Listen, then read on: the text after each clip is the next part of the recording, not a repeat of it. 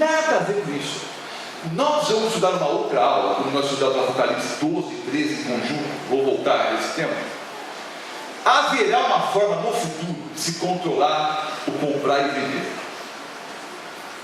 Mas o que está em jogo, na verdade, é o seguinte: duas lições para você aprender. O que significa essa marca, o selo de Deus na fronte, nas mãos, e a marca da besta na fronte e nas mãos? Primeira lição: vai estar na cara quem está com Deus e quem está contra Ele. A fronte e as mãos são as partes mais visíveis do corpo. É simples assim. No grande conflito entre o bem e o mal vai estar claro nos últimos dias quem está com a palavra e quem está contra a palavra, quem está com a verdade e quem está com a mentira, quem está com Deus e quem está contra Ele. Vai estar claro isso. Há uma outra ideia. Alguns ensinam o seguinte, tem lógica, né? Que a fronte se não se da mente e as mãos das obras, né? Então teria a ver com a sua liberdade de consciência e consequentemente com as suas obras. O fato é que a ideia é essa, vai estar claro, vai estar cristalino quem está com Deus e quem está contra Ele. Hoje não, mas há um momento antes do fechamento da porta da graça que vai ficar bem claro quem está ao lado de Deus e quem está contra Ele. Então pode ser chip, que cartão de débito, tinta infravermelha, coisa parecida, talvez tenha um papel no futuro essa questão de controlar o comprar e vender, mas não é a máscara disso. Não sei se em São Paulo não tem mais outdoor, está proibido, né? Mas quando eu morava em São Paulo, o camarada gastava uma fortuna com uns outdoors enormes, escrevendo assim: a televisão é a imagem da besta. Então, só que tem imagem, acha que... Mas vamos explicar isso numa outra aula, que nós mostramos a união entre a primeira besta da Apocalipse 13 e a segunda. O fato é que os ímpios vão receber uma marca. Que marca é essa, queridos? O que é a marca da besta? Estudamos Daniel 2 e Daniel 7 aqui. Em Daniel 2, o Senhor Deus mostrou o futuro do planeta através de uma estátua: cabeça de ouro, o peito de braço de prata, o ventre de bronze, os pés de ferro, os pés de parte de barro, parte de ferro. Em Daniel 7, naquele princípio da repetição crescente, Deus mostrou a mesma ideia com outros símbolos, 4 animais: o leão com 2 asas, o urso com 3 costelas na boca,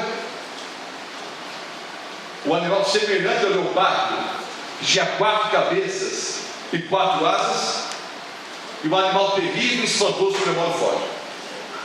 O leão simbolizando o Império Babilônico, o urso simbolizando os Medo-Persas, o leopardo com 4 cabeças e 4 asas, o Império Grego-Macedônico, o animal terrível e espantoso simbolizando o Império Romano. A estátua,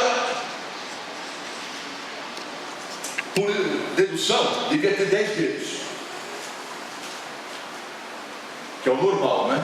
Um dia eu perguntei: quantos dedos a pessoa tem nos pés? Alguém disse: pastor, só tem 8, porque eu enfio o chapéu aqui, eu não tenho 2. Mas se sofreu nenhum acidente, uma doença, normalmente são 10 dedos. 10 dedos já está. O animal terrível e espantoso sobre o modo forte tinha 10 chifres. Explicamos aqui. O animal terrível e espantoso sobre o modo forte é um símbolo do Império Romano. O Império Romano sucumbiu por causa de 10, são mais de 20, mas os historiadores identificam 10 tribos bárbaras que desceram do norte da Europa e destruíram o Império Romano, fragmentando o Império Romano. 10 tribos principais. Enquanto o profeta via essa cena em visão, de repente surgiu um 11º chifre, uma ponta pequena. Diante dessa ponta pequena, 3 chifres foram arrancados. Os chifres simbolizam reis ou reinos. Os 3 chifres arrancados foram os Élanos, os Vândalos e os Ostrogodos. Para esse pequeno chifre aqui crescer e se tornar mais robusto que os seus companheiros. Eu prometi que voltaria a esse assunto e estou cumprindo a palavra. Daniel, capítulo 7, versículos 23, 24 e 25. Nós já estudamos Daniel 7 aqui. Ele disse que voltaria a esse assunto. Daniel 7, 24 e 25. O que diz o texto? Os 10 chifres correspondem a 10 reis. Reis ou reis são palavras sinônimas de profecia. Já explicamos isso aqui. Que se levantará daquele mesmo reino. Qual reino? o reino do Império Romano. Do Império Romano surgiriam mais 10 reinos. E depois dele se levantará outro, o qual será diferente dos primeiros, e abaterá 3 vezes. Esse pequeno chifre que surge é diferente. Por que é diferente? Os outros são poderes políticos. Esse é o poder político e religioso. Esse poder político e religioso nasce da onde? Na Europa dividida. Das cinzas de Roma pagã surgiu Roma papal. Roma pagã foi destruída, fragmentada pelas tribos bárbaras que vieram do norte. Destruída o Império Romano. No meio das cinzas do Império Romano surgiu um outro reino, uma ponta pequena. É um poder político e religioso, é o poder papal. Esse poder, ao se levantar, teve oposição. Éramos, vândalos e ostrogodos eram arianos e se opunham a qualquer tentativa de supremacia papal. O Papa fez alianças com outros reis e destruiu, através de guerras, os éramos, os vândalos e os ostrogodos. Quando os éramos, vândalos e ostrogodos foram destruídos, abriu o caminho para a ponta pequena tornar-se mais robusta e maior do que os seus companheiros. E perguntei no aula anterior, quem é o maior poder político e religioso da Europa hoje? É o primeiro-ministro da Alemanha? Ou de Portugal? Ou o presidente de algum país? O primeiro-ministro da Inglaterra? Quem é o maior poder político e religioso da Europa, queridos? É o poder papal. Diz a profecia que esse poder proferirá palavras contra o Altíssimo, magoará os santos do Altíssimo, cuidará em mudar os tempos e a lei, e os santos lhes serão entregues nas mãos por um tempo, 2 tempos e metade de um tempo. Vou explicar tudo isso agora no último bloco da palestra. É o poder que se levanta das cinzas de Roma papal, de Roma pagã. É Roma papal. Proferirá palavras contra o Altíssimo. O que é isso, pastor? Eu sou católico. O senhor vai ofender a minha igreja, queridos? Não há nenhum ataque aos católicos nessa noite. A minha esposa nasceu num lar católico. Tem padres na família. Tem freiras na família. Eu nasci num lar católico. Gostou? Eu amo os católicos. Tanto é que já passei uns 30 mil deles no meu ministério. Eu amo os católicos. Não é um ataque aos católicos. Nós estamos mostrando que há um poder, que é o poder papal, que foi apresentado aqui na profecia bíblica, muito tempo antes de ele aparecer. Proferirá palavras contra o Altíssimo, cuidará em mudar os tempos e a lei de trânsito. O que deve estar em jogo aqui? É a lei de Deus. E os santos lhes serão entregues nas mãos por um tempo, 2 tempos e metade de um tempo. Vamos aprender, vamos identificar esse poder. Eu já disse qual é, mas vamos provar na Bíblia e na história.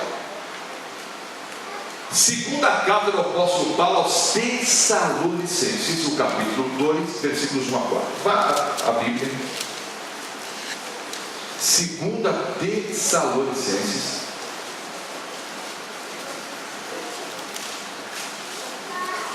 Segunda carta do apóstolo Paulo aos Tessalonicenses, o capítulo 2, os versículos 1 a 4.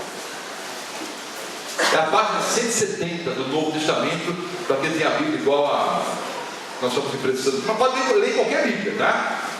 Página 170 do Novo Testamento. Pastor, mas que a página ser diferente por motivos óbvios, né?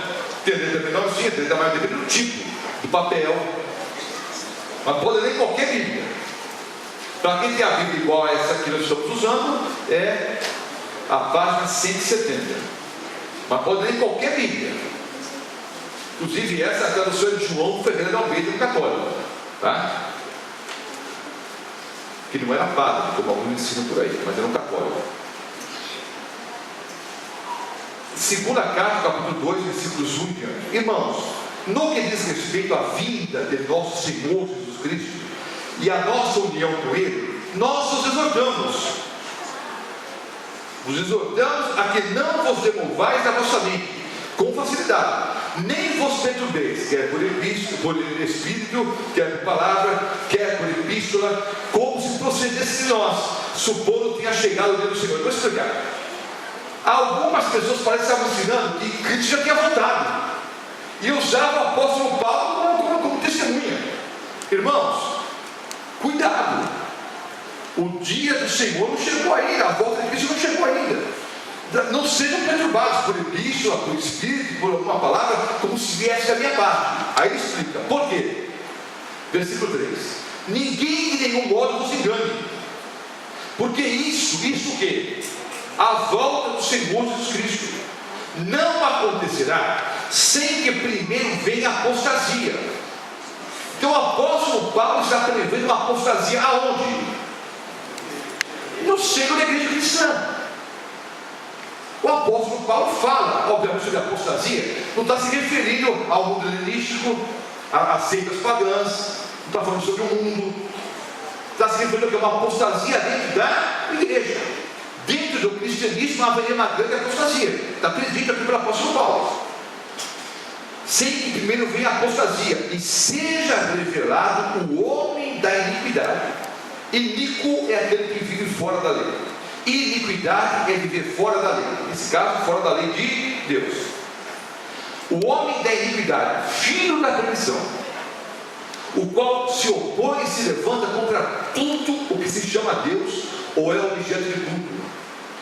O que está em jogo é a verdadeira adoração, não esqueça isso, a ponto de aceitar-se no santuário de Deus, ostentando-se como se fosse o próprio Deus. Então vamos lá. Daniel capítulo 7, que é um pouquinho, né? Surgiria um poder, depois um animal terrível e espantoso, depois do Império Romano, surgiriam 10 tribos bárbaras, 10 nações, no meio dessas nações, um poder diferente. Queria arrancar 3 chifres, já mostramos, Élios, Vândalos e Ostrogonos. E esse poder se tornar maior que os outros. O apóstolo Paulo, falando sobre esse mesmo poder, diz que é um homem que se assenta num templo e se deixa ser adorado como se fosse o próprio Deus. Já estão pegando a mensagem? Vamos adiante um pouquinho. História dos Concílios, volume 14, coluna 109. Pode procurar na internet. É um livro católico, tá? O que diz o texto? História dos Concílios, volume 14, coluna 109. Isso aqui é uma frase escrita pela Igreja Católica Apostólica Romana em relação ao Papa. Tu és o pastor, tu és o médico, tu és o diretor, finalmente tu és outro Deus na terra.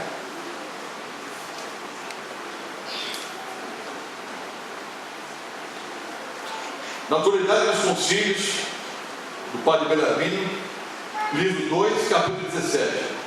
Todos os nomes que nas Escrituras se aplicam a Cristo são aplicáveis ao Papa.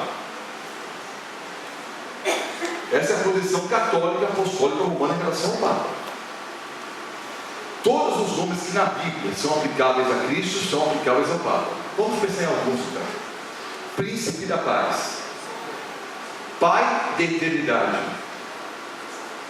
Deus conosco, o Alfa e o Ômega, o princípio da criação de Deus, Deus Todo-Poderoso, o Senhor dos Senhores, o Rei dos Reis, a Rosa de Saron, o Leão da tribo de Judá, segunda Igreja Católica Apostólica Romana. Todos os nomes aplicáveis a Cristo na Bíblia, são aplicáveis ao Papa.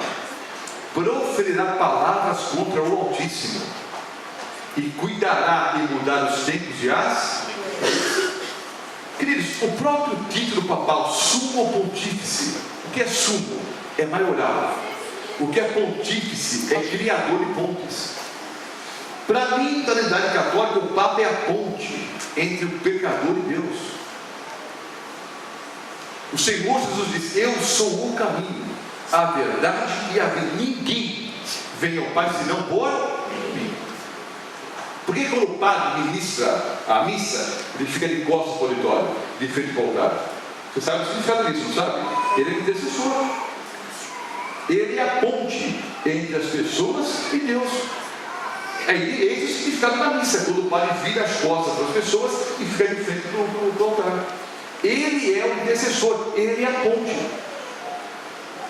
E o Papa é o sumo, que é sumo, maioral. É o grande pontífice, é o grande arquiteto de pontes, é a grande ponte entre Deus e o homem, entre o homem e Deus. Isso não é blasfêmia, queridos? Proferirá palavras contra o Altíssimo. O próprio Senhor Jesus disse: a ninguém chameis pai. Eu posso chamar o Rubens Bott, que infelizmente faleceu há algum tempo atrás? Eu poderia chamar meu pai de pai? Sim ou não? Sim. No sentido carnal, sanguíneo, sim. Quando o Senhor Jesus disse: a ninguém chameis pai, porque só existe um pai, o que está no céu, era uma referência ao quê? A questão espiritual. Dentro do ponto de vista espiritual, só há um pai, o que está no céu. Queridos, a ninguém chameis padre, porque só um padre, o que está no céu. A palavra vigário vem do latim, vigário é substituto, é como se fosse o substituto de Jesus. Um dos filhos do Papa é vicário Filidei, substituto do Filho de Deus. Proferirá palavras contra o Altíssimo, e cuidará em mudar os tempos e às vezes. Que lei? A lei de trânsito, né? Não, a lei de Deus. Decreto de translate é um decreto da Igreja Católica Apostólica Romana. O Papa tem poder para mudar os tempos, abrogar leis e dispensar todas as coisas, mesmo os preceitos de Cristo. Pastor, eu sou católico e não sabia disso. Você é um mau católico. Você não sabe nem o que a sua igreja ensina. A Igreja Católica Apostólica Romana ensina que se o Papa quiser, ele pode até dispensar o que o Senhor Jesus ensinou. O Papa tem poder para mudar os tempos, abrogar leis e dispensar todas as coisas, mesmo os preceitos de Cristo. Cuidará em mudar os tempos e as leis. Proferirá palavras contra o Altíssimo. Segundo o apóstolo Paulo, é um homem que se assenta num templo, num trono, e se deixa de ser adorado como se fosse o próprio Deus. Já caiu a ficha ou está difícil de entender?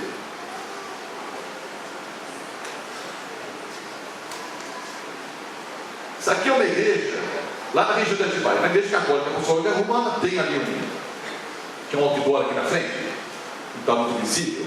Esse design um pouquinho maior, dá para enxergar, aqui ficou escuro, né, por causa da sombra aqui. Salmo 40, versículo 8. O que diz o Salmo 40, versículo 8? É um texto bíblico: agrada-me, Senhor, fazer a tua vontade, ó Deus meu. Dentro do meu coração está a tua lei. Antes é escrito assim: amar a Deus sobre todas as coisas. É bíblico ou não é? Sim ou não? Não tomar seu santo nome em vão. É bíblico ou não? Agrada-me fazer a tua vontade, ó Deus meu. Dentro do meu coração está a tua lei. Salmo 40, versículo 8. É bíblico ou não? O que o diabo fez no jardim do Éden? O diabo contou um monte de verdades para Eva. No meio das verdades, uma mentira. A mesma estratégia o diabo continua usando até hoje. Verdade, verdade, verdade. No meio das verdades, já uma mentira. Aonde está escrito na Bíblia, guardado em livros de festas? Em lugar nenhum. Então, uma verdade, uma mentira e um texto bíblico. O brasileiro é um povo religioso. Nós somos o maior país católico do planeta e um país que tem mais de 30 milhões de evangélicos. Mas é um povo católico e evangélico que não conhece a palavra de Deus. Não conhece a Bíblia. Que é um povo religioso, é um povo cristão, entre aspas, que procura seguir o que os líderes ensinam e não o que a Bíblia ensina. Então, o católico sincero, ele vê uma placa dessa, tem até o texto bíblico, ele acha que guardar no livro de festa é mandamento divino, quando em nenhum lugar da Bíblia há algum texto que diga que o sábado foi abolido e que no lugar do sábado foi colocado no domingo. Nenhum versículo bíblico. Fé dos nossos pais, página 111, é um livro católico. Cardeal Gibbons. Podeis ler a Bíblia do Gênesis ao Apocalipse e não encontrareis uma única linha que autoriza a santificação do domingo. As Escrituras ordenam a observância religiosa dos sábados, dia que nós nunca santificamos. É um livro católico. O domingo domingo é uma instituição católica e sua observância só pode ser defendida por princípios católicos. Do princípio ao fim das Escrituras, não é possível encontrar uma única passagem que autorize a mudança do culto semanal do último para o primeiro dia da semana. São os católicos dizendo isso. A Igreja Católica Apostólica Romana claramente diz: o dia para ser guardado é o sábado. Nós que mandamos guardar o domingo. Nós que fizemos a mudança. A profecia diz: cuidará e mudar os tempos, dirá a lei. Dr. Edward T. Scott, autor do Manual Batista, parece pastor adventista, mas é pastor batista. Havia e há um mandamento que manda observar o sábado, mas esse sábado não é o domingo, é óbvio, mas hoje ensino, não, é para guardar o sábado sim, só que o sábado agora é o domingo. O pastor batista diz que não. Disseram, entretanto, e com alguma demonstração de triunfo, que o sábado foi transferido do sétimo para o primeiro dia da semana, que ensina por aí, com todos os seus deveres, privilégios e sanções. Sinceramente desejoso de informação sobre esse assunto, que estudei por anos, Edward T. Scott, pastor batista, autor do Manual Batista, ele diz: onde é possível encontrar-se registro de uma tal mudança do sábado para o domingo? Não no Novo Testamento, absolutamente não. Não existe prova escriturística da mudança da instituição do sábado no sétimo para o primeiro dia da semana. Sem, entretanto, vai dizer ali, que mudar o slide, é claro que sei perfeitamente ter o domingo entrado em uso como dia religioso na primitiva história cristã, o que sabemos através dos pais da igreja e de outras fontes. Que pena, porém, que ele o quê? O domingo nos venha assinalado com a marca do paganismo e batizado com o nome do Deus do Sol, em seguida adotado e sancionado pela apostasia papal. Queridos, por favor, não é o pastor Mota, é o pastor Batista que está dizendo que o Papa apostatou. Em seguida adotado e sancionado pela apostasia papal e legado ao protestantismo como uma doação sagrada. Olha o que esse pastor Batista está dizendo: é para guardar o sábado. A Igreja Católica Apostólica Romana mudou, porque a Igreja Católica Apostólica Romana aceitou no seio da sua igreja doutrinas pagãs, como purgatório, como tormento eterno, indulgências, guarda do domingo, batismo de infantes, e a lista é enorme. Quando Constantino, imperador romano, converteu-se nominalmente ao cristianismo, ele teria estado numa batalha, nessa batalha ele teria visto uma cruz e uma voz que disse: vai e com esse símbolo vencerás. Ele foi vencido. Constantino tornou-se então cristão, nominalmente, só que ele também era adorador do Deus Sol, que era adorado no primeiro dia da semana. A partir daí, com a conversão de Constantino, começou um sincretismo religioso, e a igreja cristã apostatou, como o apóstolo Paulo diz: olha, o Senhor não voltará antes que haja o quê? Apostasia. A igreja apostatou, porque aceitou no seu seio falsas doutrinas pagãs, entre elas a guarda do primeiro dia da semana, que era observado em adoração ao Deus Sol. E agora, queridos, está aqui um pastor batista dizendo que a igreja apostatou, pegaram o domingo e passaram para o protestantismo como se fosse uma doação sagrada. Tratado de Teologia de Dwight, volume 4, página 101, no livro presbiteriano. O domingo não se encontra na Escritura e não era pela igreja primitiva chamada de sábado. Confissão de Fredericksburg, é um livro luterano. A observância do domingo não se baseia em nenhum mandamento de Deus, mas sim na autoridade da igreja. É um livro luterano. O que está em jogo é o que mesmo, irmãos? A verdadeira adoração. Você adora a igreja ou a Deus? Você adora os homens ou a Deus? Você adora a sua palavra ou as invenções humanas? É o que está em jogo. Nesse contexto está essa briga de sábado e domingo, mas o buraco é mais embaixo. O problema é muito mais amplo do que isso. O que está em jogo, na verdade, é a verdadeira adoração. O diabo quis tomar o lugar de Deus no céu, obviamente não conseguiu. Lúcifer foi expulso do céu. O que ele fez agora? Primeiro, ele perseguiu Jesus, tentou matar Jesus, não conseguiu. Lutou com Jesus no céu, apanhou. Lutou com Jesus aqui na terra, apanhou.